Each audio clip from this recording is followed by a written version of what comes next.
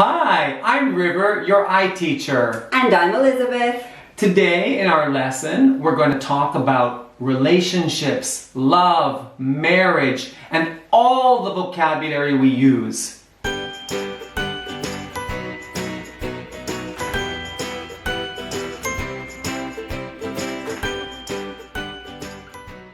Let's get started.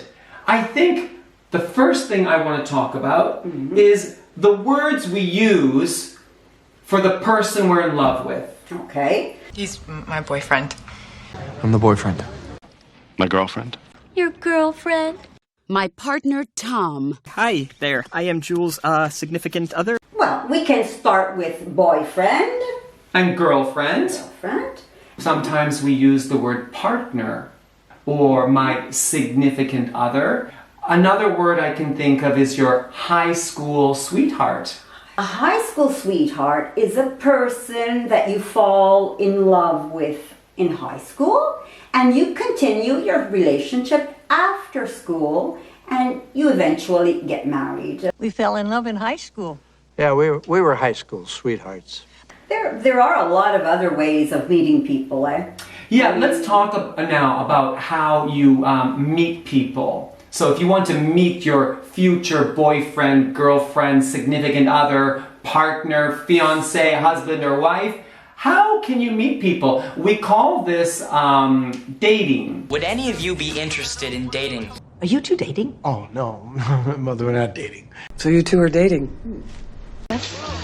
When you and I were dating, You can meet people through the same hobbies that you share. If I have a hobby and I meet somebody who has the same hobby, we might get on together. Maybe you take cooking classes together.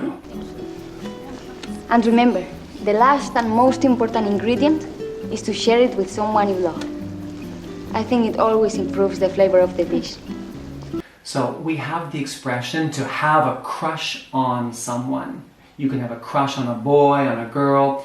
And when you have a crush on someone, it's a word, an expression we use to say that you really like someone, but maybe it's not a relationship. It could be a famous singer. You have a crush on a famous singer or an actor or an actress, which means you really like the person, but they don't know about you. All right? They probably don't know you even exist. Yeah, or maybe someone at school that you haven't talked to but you like, so you have a crush on this girl at school. You dog, you have a crush on somebody. You have a little crush on me? I've had a crush on you since I was a little girl.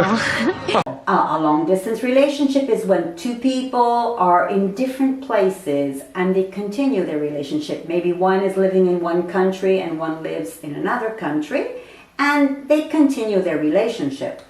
Long-distance relationships are never easy. Long-distance relationships never work. Are you ready? I'm so ready. I've known Luis for 2 months, and now he's my fiancé. I seen a picture of her and I just fell in love. I've never actually met in person. I'm going to Morocco to meet him. When you're dating, you might want to talk about how long you have been in this relationship with your boyfriend or girlfriend. And in English, we can use expressions like, how long have you been dating? How long have you been going out? How long have you been seeing each other? For those who like grammar, that's the present perfect continuous. And we often use that to talk about how long your relationship has been. So for instance, we've been going out for 2 years. We've been seeing each other for 6 months. You know, Ron, we've been dating for 3 weeks. I've been dating for decades. I'm over it. Well, we've been going out for about a year. We've been going out together for 2 years. We've been going out a long time. How long have you and Claire been seeing each other? So, tell me, how long have you guys been seeing each other? After you're dating, you might decide to move in together. Some people want to, before they get married, live together and try the relationship. Right, they get to know each other To get to know each other, yeah. So you might move in, or Or if you decide that you want to get married, then we have a proposal. A proposal. A proposal. You want to talk about proposals? Yeah, sure. Perhaps we have this fairy tale proposal that many women dream of, and that's when the man goes down on his knee and he shows the woman an engagement ring and he asks her to marry him. What's an engagement ring? An engagement ring is a ring that a man gives a woman as a promise to get married. Usually it's a diamond ring. Yeah, in English culture, the engagement ring is usually a diamond ring. And when you propose, which means to ask someone if they will marry you, when you propose, usually the man will have the diamond ring ready. I'm sure you've seen it in films or on TV.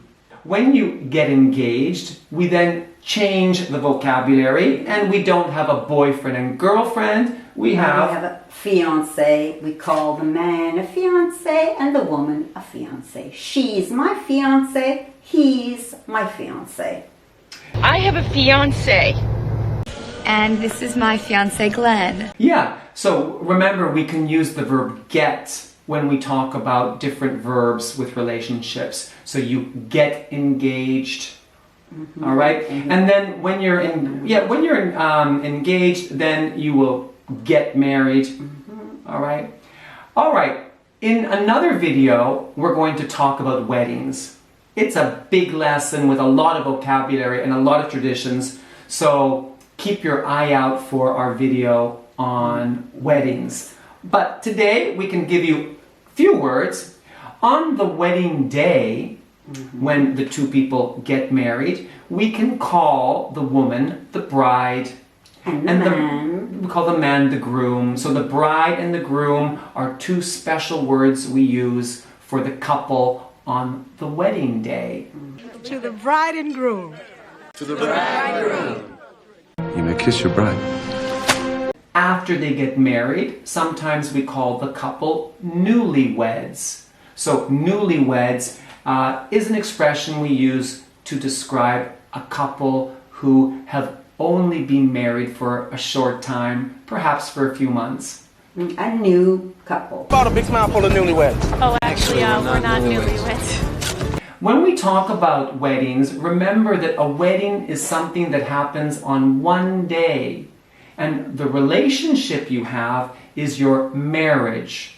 So a wedding is the day you get married, and then you have a marriage.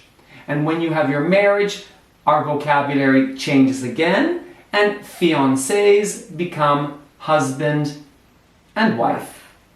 I said, this is my husband, Bobby. I'm Dorothy Watson, and this is my husband, Bill. Mr. Jackson, this is my wife, Annie, and my daughter, Karen. I am Ramakandra. This is my wife, Kamala, my daughter, Sati. Or we can say my spouse. Yes, that's good. Can you talk about spouse? So what is a spouse? A spouse is one word that we use either for husband or for wife. We can say, he is my spouse or she is my spouse. It's the person that you are married to. Yeah, it's the same as husband and wife. You're John Connor's spouse and second in command. In love with your own spouse, isn't it?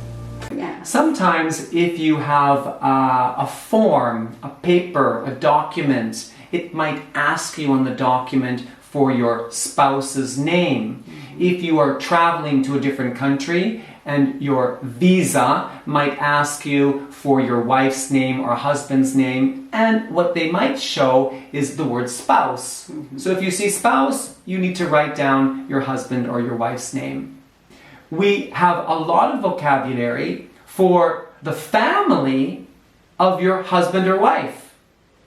So your wife's mother. What do you call your wife's mother or your husband's mother in English? She is the famous mother-in-law. Yeah, so your mother-in-law is the mother of your husband or your wife. Right. And we use the same expression in-law to talk about other people in the family. So you have your mother-in-law your father-in-law. If your wife or husband have a brother, he is your brother-in-law. And if they have a sister, your sister-in-law. Yes, and in the future, when your children get married, the people they marry, if you have a daughter and your daughter gets married, this man will become your son-in-law. Yeah. And if you have a daughter, or excuse me, if you have a son and he gets married, who is this woman? What do you call your son's wife? She's your daughter-in-law. Right. In-law is a legal way of saying daughter with the law. Legally, your daughter. Yes, from the marriage. The official. And you can use the word in-laws as a plural to talk about all the family. So right. Perhaps on an important holiday when the family is coming to your house, oh, my in-laws are coming. Welcome, in-laws. To please your future in-laws. And this is my mother-in-law, Mrs. Marcus. My sister-in-law just phoned it. That's my brother-in-law. If you marry someone who was married before, perhaps this is their second marriage, then we have different vocabulary we use. So if you marry a man or a woman who already has children, these are your stepchildren. So you could have your stepson, your stepdaughter, or stepchildren. And you would be their stepfather or perhaps their stepmother. So we use the word step when we talk about families from a second marriage. Or if your father marries someone or your mother marries someone and that new husband or wife already has children, those children will be your stepbrother or your stepsister. So, stepfather, stepmother, stepbrothers and sisters, stepchildren are all relationships from second marriages. Benny, you now have a new stepmother who is 2 years older than you. This guy could be my baby's stepfather. Ladies, say hello to your... So I guess we all hope that marriages last forever or... happily ever after. Happily ever after. They were married and lived happily ever after. The end. And they lived happily ever after. And you and Lorraine live happily ever after. Happily ever after. But sometimes they don't. And let's talk about some vocabulary now when your marriage is in trouble. So you might have a rocky marriage, a rocky romance. Rocky means that the relationship has ups and downs. Yeah, difficult. And sometimes what might happen is one of the couple, the husband or the wife, maybe starts having a relationship outside of the marriage, or to have an affair. So if someone is having an affair, they are seeing another person outside of the marriage. Or they are cheating on their spouse. Yes. So we use the phrasal verb to cheat on someone. It means that your husband or wife, also your boyfriend or girlfriend, is having another relationship.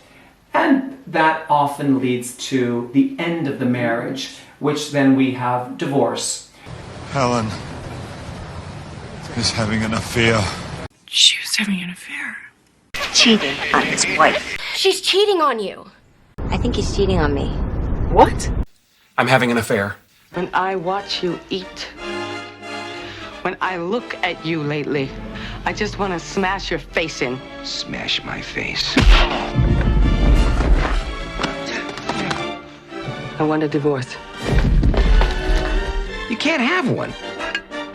I am the one who found this house. I bought everything in it. With my money. It's a lot easier to spend than it is to make it, honey bun. You might not have made it if not for me, sweet cakes. The yellow areas are mine. The red areas are hers. Get out of the car, hon.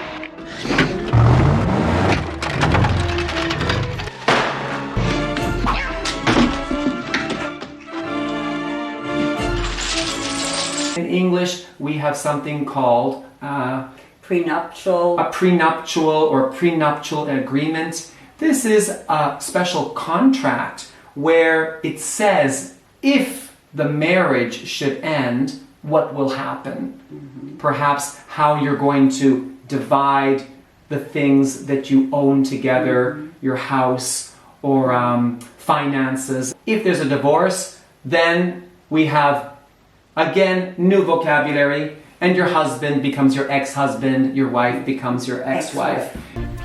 From the prenuptial agreement, which she reluctantly signed. Oh God, my ex-husband's here. Saul's there? Okay, you better go. You know what? I better pass on the game. I think I'm just going to go home and think about my ex-wife and her lesbian lover. The hell with hockey, let's all do that. If your relationship is going in the wrong direction, you might find that you're arguing or fighting all the time. Arguing and fighting are normal in every relationship, but if your relationship is only arguing and fighting, then the problem becomes more serious. It's time to stop. But what do you and your wife argue about? I don't want to argue about the money. We didn't break up, we had a fight, Brian. So why do we argue all the time? Because as a woman, you get upset. It's tiring. Or, as a man, you don't tell me what you're thinking. So, after arguments, if the couple make peace, in English we can use the expression to make up. Yeah. So, oh, we made up.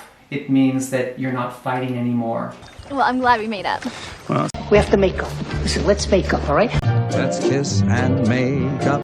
But, of course, if you often have arguments, you may need marriage counseling. Yeah. So, what is marriage counseling? Well, if you realize that both of you agree, the husband and a wife agree that they are having problems, they ask an expert, a marriage counselor, to help them work out their problems, to see the problems that they have. That aren't evident to them. Marriage counseling is a kind of therapy. So you would go to the marriage counselor to talk about the problems in your relationship, in your marriage, and try to work them out. I think you and Leonard need to see a marriage counselor. Maybe they can work out their problems. You two will work it out. And the phrasal verb to work out means to find solutions to your problems. If you do, then you may be married for many years. Yes. And every year you will celebrate another anniversary. So your wedding anniversary is the name for the special day that happens every year after your wedding. The same day that you got married. The same day you got married. So you have your first anniversary and your second anniversary, and hopefully you'll have many anniversaries. Celebrating this evening their 53rd wedding anniversary. I came in to remind you it's their 34th wedding anniversary on Saturday week. Happy anniversary. Happy anniversary. Happy anniversary. Happy anniversary. That's it for our lesson today. I hope you learned a lot of vocabulary about important things, love and relationships. We will do a special video on weddings with all of the traditions and vocabulary. There's a lot. So that's it for today. Hope you enjoyed the video. If you did, give us a like.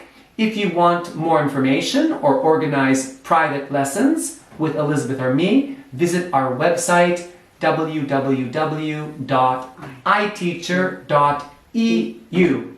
Okay? I'll see you next time. Goodbye. Bye.